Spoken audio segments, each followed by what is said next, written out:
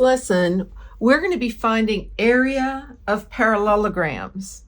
So the formulas that you need to know, or really the main one, is area is equal to base times height when we're talking about a parallelogram. And so when you're talking about a height, if you look at question number 3 here, you'll see there is a dotted line that goes from one vertex to the base, and it's hitting at 90 degrees. That's an example of the height that is there.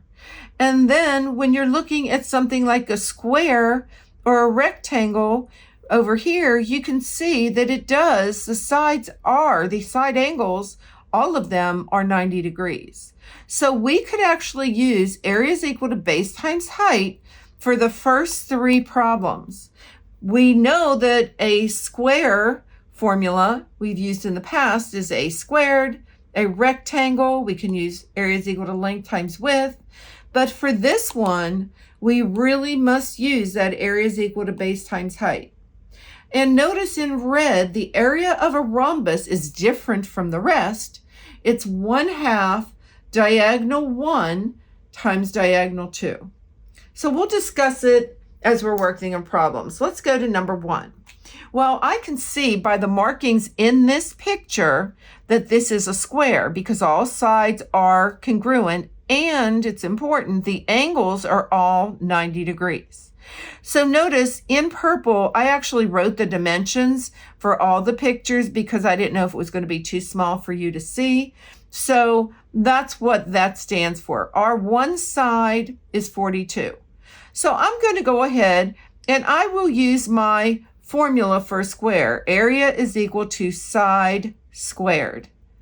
And when I'm doing that, I know area is equal to 42 squared. And remember, when 42 is squared, that's 42 times 42. It's 1,764. And we always know our units are in inches squared. And that's our answer for the first problem that we have. So let's look at the second one. Well, that is a rectangle. Again, I could use area as base times height. And, because this is my height, I'm going to go ahead and I'm going to use the rectangle formula that you know, because something tells me that's probably the one that you'll be using. So area is equal to length times width. And area is equal to, I have 25 times 13. Notice again, I have my dimensions marked right here to make sure that it's written in black and purple to make sure you're actually able to see them. And now when I multiply my 25 times my 13, I end up getting 325, and that is centimeters squared. So for number 3, you might be saying to yourself, wow, there's a lot of numbers there. But remember, this 23, I just wrote it bigger. It's 30 meters. It's 17 meters. But I purposely gave you this question because there is a dimension that you do not need to use. So I know that this is a parallelogram, and I know I'm going to write area is equal to base times height. Again, for something like this, that there are no 90-degree angles marked, you must use this formula. And the one dimension that was given to you that you do not need is we are not going to be using that 23. I put it in there so that if you see a problem like that, you won't be fooled in the future.